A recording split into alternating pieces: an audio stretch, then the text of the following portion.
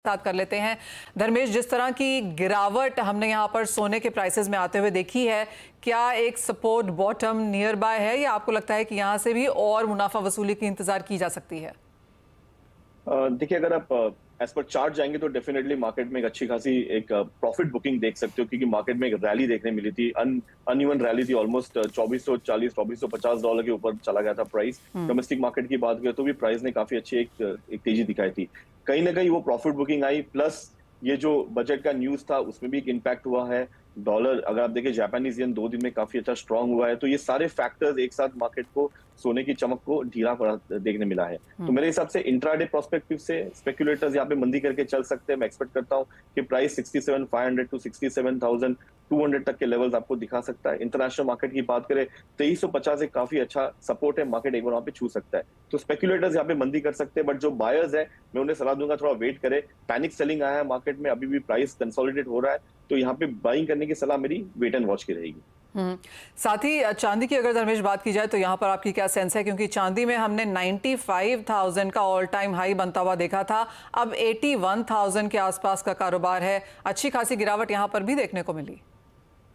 देखिए, चांदी की बात करें तो चांदी नो डाउट एक अच्छा खासा एक 50% बुलियन 50% बेस कैटेगरी में आता है। और अगर आप देखें तो बेस मेटल में काफी अच्छी पिटाई देखने मिली है, स्पेशली ऑन द कॉपर। वो 2 हफ्ते से कंटिन्यूस गिर रहा है मार्केट, बट चांदी कंटिन्यूस होल्ड कर रहा था $30 के इर्द गिर्द। बट जैसे ही बजट का न्यूज आया और जो स्प्रेड था सेपा का, मेरे हिसाब से जो यूएई के साथ था, वो अगर आप देखें तो उसमें 6% का एक स्प्रेड था, और वही 6% मार्केट में एक गोता लगाया है और प्राइस यहाँ पे लुढ़क गया है। ऑलमोस्ट अगर आप देखिए तो 80,000 के स्तर आ चुका है। मैं रेकमेंड करूंगा यहाँ पे अभी भी बिकवाली करने की, क्योंकि मैं एक्सपेक्ट करता हूँ $25 के स्तर आपको अंतरराष्ट्रीय मार्केट में देखने मिल सकते हैं। वो गोल्ड को फॉलो कर रहा है, स्पेशली बेस मेटल को भी फॉलो कर रहा है, और प्लस यही लेवल पे कोई बायर्स है नहीं। गोडाउन में काफी माल पड़ा हुआ है, जिन्होंने बाय करके रखा होगा, और प्लस जो प्राइस जो चेंजेस आए तो डेफिनेटली प्राइस में एक ऑफलोड होगा।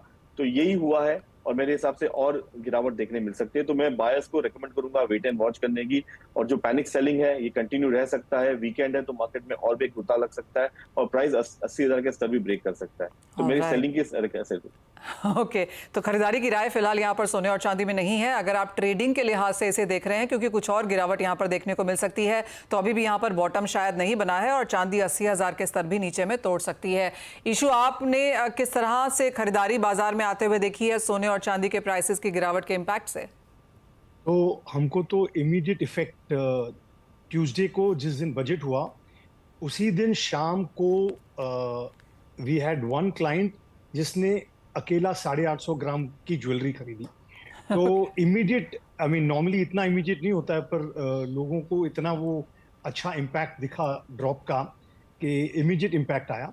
और हमने अभी क्या किया है कि एक अच्छा क्रिएटिव बनाया है जो हम सब अपने क्लाइंट्स को भेज रहे हैं कि भाव में गिरावट आई है, तो जो भी लोग सोच रहे थे, जो लोग फेंस पे थे, so that we convert them. तो we are sending out these creative messages on WhatsApp, सारे हम क्लाइंट लोग को भेज रहे हैं, और काफ़ी उसका अच्छा रिस्पॉन्स आ रहा है।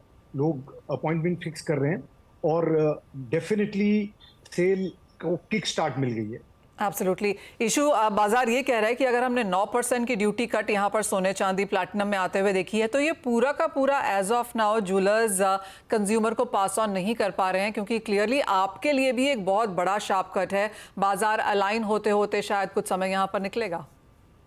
नहीं, लेकिन हम जो एक्चुअल रेट हमको बुलियन डीलर से मिल रहा है उसी पे 22 कैरेट का रेट हम लोग फिक्स करके हम पूरा बेनिफिट कंज्यूमर को पास कर रहे हैं। तो क्योंकि हमको जब सामने जितने में हम ले सकते हैं और हमको उसमें प्रॉफिट मिल रहा है, तो वो एक्स्ट्रा प्रॉफिट लेने का हमको कोई इसमें इंटरेस्ट नहीं है। तो पूरा का पूरा जो ड्रॉप है, जो हमको बेनिफिट मिल रहा है, हम कंज्यूमर को पास ऑन कर रहे हैं। ओके, इशू, साथ ही साथ अब किस तरह का डिमांड ग्रोथ आप यहाँ पर बनता हुआ देखेंगे, क्योंकि क्लियरली हम इन एनी केस शादियों और फेस्टिवल सीजन की तरफ यहाँ पर जा रहे हैं। मांग तो वैसे ही बढ़नी थी, अब इतना शार्प डिक्लाइन जो भावों में देखने को मिला है, तो आप कहेंगे कि जो ओवरऑल मांग होने वाली थी उससे कितना परसेंटेज और आप बनता हुआ देखेंगे? मुझे लगता है सेल में कम से कम 20-25% का बेनिफिट दिख रहा है, क्योंकि जैसे मैंने कहा बहुत लोग फेंस पे बैठे थे, सोच रहे थे, अभी वो इमीडिएट कन्वर्ट हो रहे हैं। और इसका बेनिफिट गोल्ड ज्वेलरी में तो है ही, इवन डायमंड ज्वेलरी में इसका बेनिफिट मिल रहा है, क्योंकि डायमंड में भी गोल्ड का काफ़ी परसेंटेज होता है, तो वो ड्रॉप का बेनिफिट भी लोगों को मिल रहा है।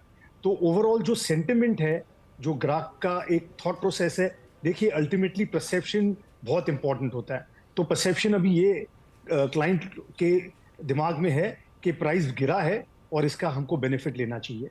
तो डेफिनेटली उसका बेनिफिट हमको दिख रहा है और कम से कम 20-25% हम मुझे लगता है एक्स्ट्रा हमको बेनिफिट मिलेगा। अगर रेट नहीं बढ़ते तो उतना कमती सेल होता डेफिनेटली। ऑल राइट, यानी कि अच्छा खासा फ़ायदा यहाँ पर कंज्यूमर्स को होता हुआ नजर आ रहा है। जो नई खरीदारी करना चाहते थे उनको 9% सस्ता यहाँ पर सोना देखने को मिलेगा। इसी हफ्ते एक ही दिन में उस एक झटके में हमने वो यहाँ पर प्राइसेस में करेक्शन नीचे की तरफ आते हुए देखी भी है। ईशू, बहुत शुक्रिया साथ जुड़ने के लिए। और जैसे ईशू दत्वानी कह रहे थे कि 20 से 25% ज़्यादा यहाँ पर वॉल्यूम्स बनती हुई नजर आएंगी इस प्राइस की गिरावट की वजह से। और जैसे ईशू कह रहे थे कि